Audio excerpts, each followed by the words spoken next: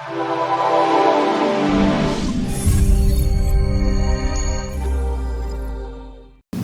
पहले तो मैं शुक्रिया अदा करूँगा और ऑर्गेनाइजर्स का और मैडम रिटायर्ड जस्टिस नासरा इकबाल, हमारी बहुत मोहतरम और एक ऐसे घराने से ताल्लुक़ है जिनका बहुत पाकिस्तान के साथ इतना जुड़ा हुआ रिश्ता है कि जिसको कभी भी फरामोश नहीं किया जा सकता। और बल्कि चाहूँगा कि उन्हीं के एक शेर से आपके आज की ये बात का आगाज़ करूँ, क्योंकि मैं जैसे आपने आगाज़ किया है इंग्लिश लैंग्वेज के और मैं आपसे उर्दू में मुखातिब हूँ, तो एक बैरियर हमें ये तोड़ना है। मैंने इसलिए ये आज आपके सामने अपनी ज़ुबान में बात कर रहा हूँ कि आप यूथ हैं और पाकिस्तान को लेके आगे जाना है आपने, तो ये बैरियर को इसलिए क्रॉस करना है ज़रूरी आपके लिए कि आप तरक्की के तमाम मनाहिल जो है मनाजिल जो है उनको तय कर सकते हैं और उस ज़ीने पर तमाम अपनी काविशों के साथ वहाँ पे पहुँच सकते हैं। इंग्लिश लैंग्वेज को प्रमोट किए बगैर भी, इंटरनेशनल लैंग्वेज है, उसके ऊपर कमांड होनी ज़रूरी है और उसको सीखना पढ़ना इल्म के लिए बहुत ज़रूरी है, लेकिन अपनी नेशनल आइडेंटिटी को कायम रखने के लिए ये ज़रूरी है कि आप अपनी लैंग्वेज को प्रमोट करें। और जब आप करेंगे तो आप उस कॉम्प्लेक्स से भी बाहर निकल जाएंगे। तो मैं अलामा के उस शेर के साथ कि भरोसा कर नहीं सकते ग़ुलामों की बसीरत पर कि दुनिया में फ़कत मर्दान हुर की आँख है बीना, और मर्दान हुर जो हैं वो पैदा तब होंगे कि जब अपने कल्चर को, अपनी ज़ुबान को, अपनी आइडियोलॉजी को लेके आप आगे चलेंगे।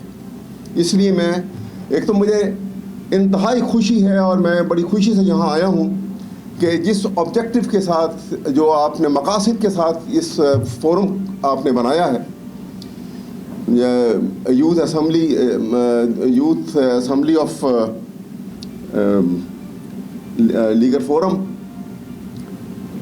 Youth general assembly of legal forum, तो बल्कि मैं तो चाहूँगा कि इसको रीनेम अगर आप करें, क्योंकि ये आपका बहुत जिगेंटिक टास्क है, इतना बड़ा टास्क है आपका कि आप इसमें कामयाब हो जाएंगे तो आप पाकिस्तान की आइडियोलॉजिकल जो फेट है उसके ऊपर एक बहुत बड़ी तब्दीली लेकर आएंगे, मैं आपको बताऊं।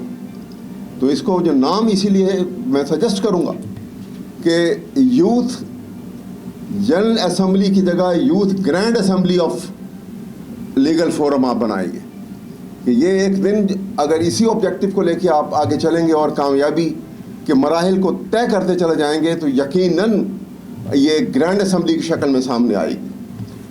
देखिए, आपने बड़ा अच्छा कहा कि आपका जो फोरम जो है इट्स नॉन पॉलिटिकल, लेकिन नॉन पॉलिटिकल फोरम का मतलब ये नहीं है कि आप पॉलिटिकल एजुकेशन को भी बिल्कुल एक तरफ छोड़ देंगे।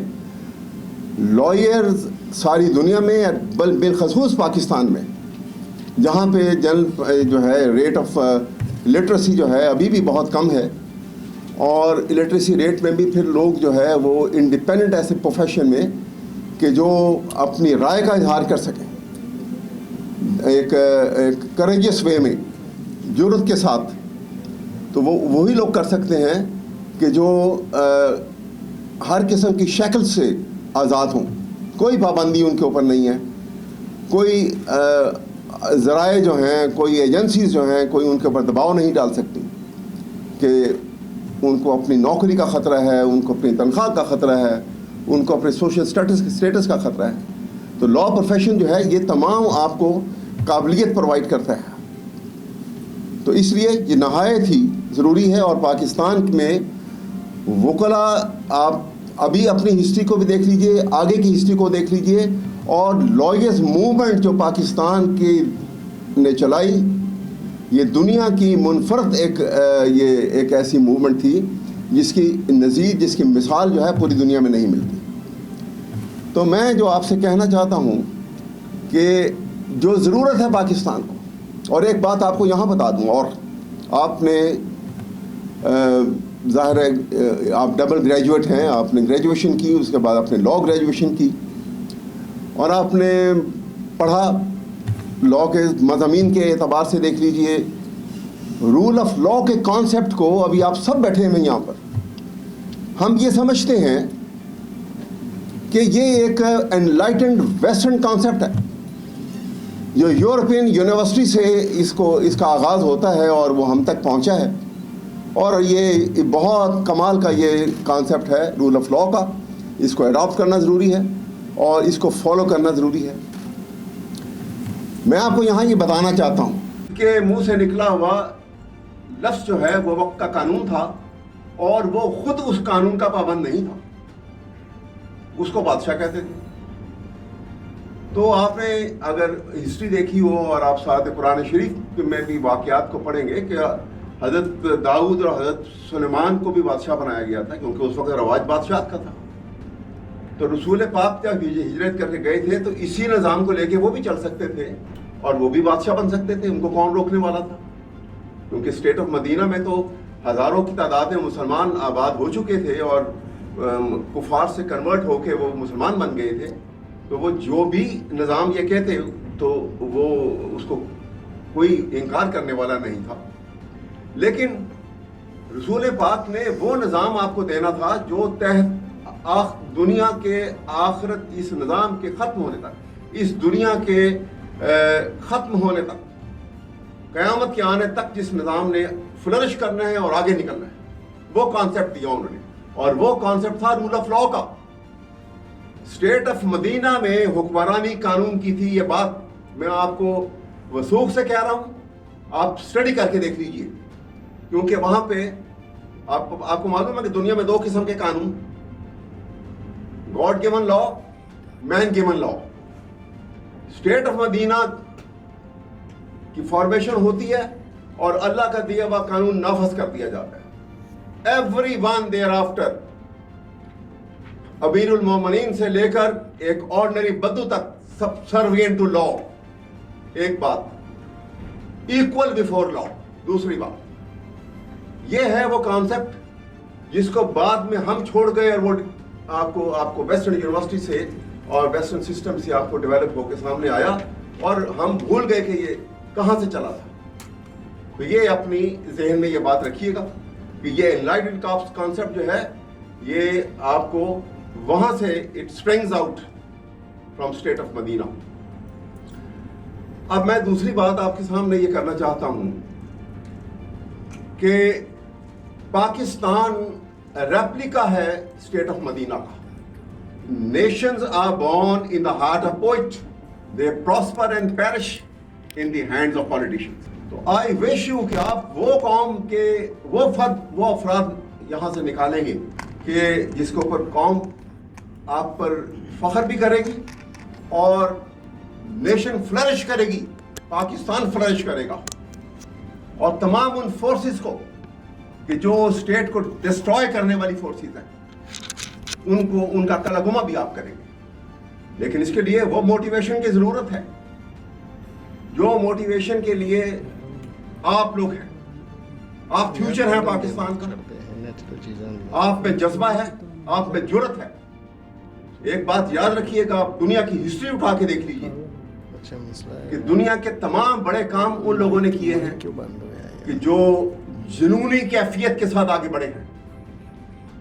خود علامہ نے یہ بات کہی کہ زمانہ عقل کو سمجھا ہوا ہے مشعل راہ, کسے خبر کے جنوں بھی ہے صاحب ادراک. جب تک جنونی یہ ایک الیکٹرک کرنٹ کی کیفیت ہے آپ کے اندر, یہ جنون پیدا کرتا ہے, یہ جرت پیدا کرتا ہے.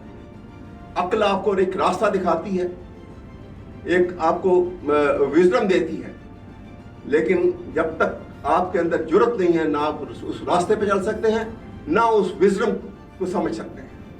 یہ جرت جو ہے, اس لیے ان کا کمبینیشن جو ہے اس کو لے کے آپ نے چلنا ہے. اپنی عقل کو استعمال کرنا ہے, اپنی وزڈم کو استعمال کرنا ہے, اور جرت اپنے اندر پیدا کرنی ہے. کیا سچ ہے, کیا غلط ہے, اور سچائی کے ساتھ کھڑے ہونا ہے. یہاں پہ میں آپ کو یہ زیادہ جو ایک زور دے کے یہ بات کہہ رہا ہوں، اور میں نے شاید آپ کا ٹائم بھی زیادہ لے لیا، میں اس کے لیے معذرت خواہ بھی ہوں. دیکھیے ایک بات آپ کو بتاؤں کہ پاکستان ٹو نیشن تھیوری کی بنیاد ہے.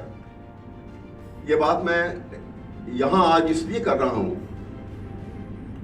کہ پاکستان ایک ایسا ملک ہے کہ جیسے میں نے کہا کہ یہ ایک ریپلیکا ہے اسٹیٹ آف مدینہ کا، ایک آئیڈیولوجیکل کنٹری جو 1500 سال کے بعد مارز وجود میں آیا، اور پہلا ملک 1500 سال کے بعد اگر کوئی مارز وجود میں آیا نظریات کی بنیاد پہ تو وہ پاکستان ہے. اس میں علامہ اقبال کا وہ تخیل، اس میں عملی جامہ پہنانے والے قائد اعظم اور بہت سارے ہمارے رہنما اس زمانے کے. تو میں کہنا یہ چاہتا ہوں کہ نظریاتی مملکت جو ہے پاکستان، یہ ایک اس کی خوبصورتی کی یہ ہے 1940 میں جب یہ ریزولوشن پاس ہوا پاکستان کا، تو پاکستان کے اس حصے میں جو آج پاکستان ہے 4 قومیتیں تھیں جو آج بھی ہیں،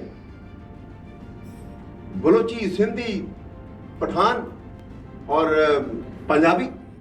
یہ 4 قومیتیں تھیں اس وقت بھی تھی، لیکن پاکستان کا نام نکل آیا جب تو یہ 4 قومیتیں ختم ہو گئیں. یہ بڑی سمجھنے کی بات ہے. 4 قومیتیں ختم ہو گئیں اور ایک قوم بن گئی، اور ایک قوم کا ایک ہی نعرہ تھا، پاکستان لینا ہے. نیشن بن گئی، نیشنلٹیز ختم ہو گئی، نیشن بن گئی. اور نیشن کو ایک ہی چیز کی ضرورت تھی، to become a state. They wanted to acquire a piece of land to become a state.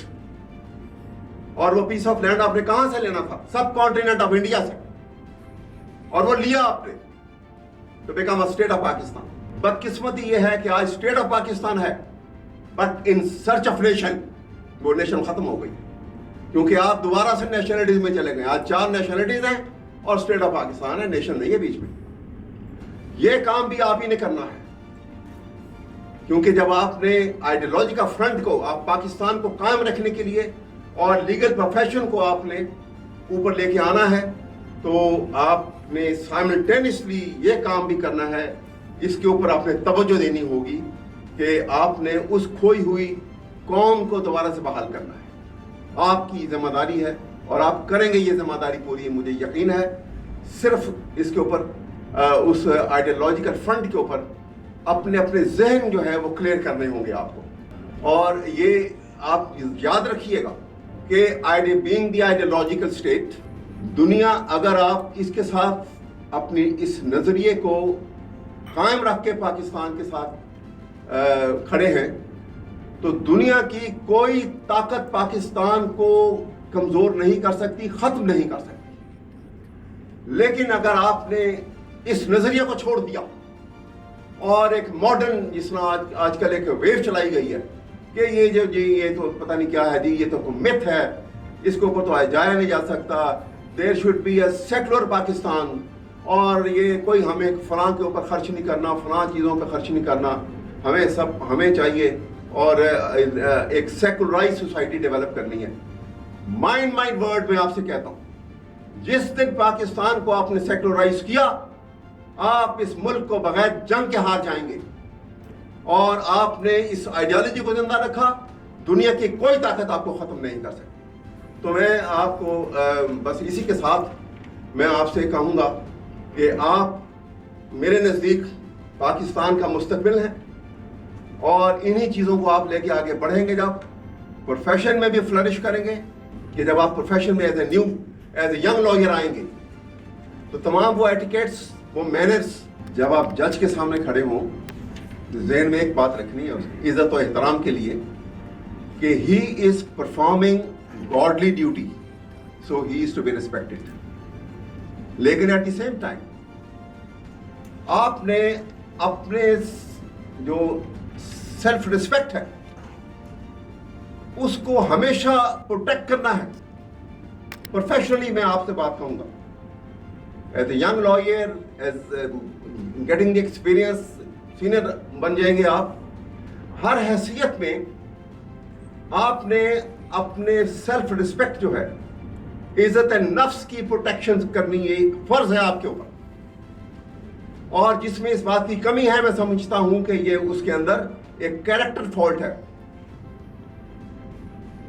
آپ you must not be arrogant to anybody, you must not misbehave with the judge, لیکن کسی کو یہ ایٹیٹیوڈ نہیں دیں گے کہ کوئی آپ کے ساتھ مس بہیو کرے اور کوئی آپ کی سیلف ریسپیکٹ کو انجرڈ کرے. یہ خیال رکھیے گا، یہ بیلنس کریٹ کرنا ہے آپ ود ان یور سیلف، کہ اپنے ہاتھوں میں لیے شمع یقین آؤ گے، اب تم ہی آؤ گے، پیغمبر نہیں آئیں گے. بہت مہربانی و شکریہ.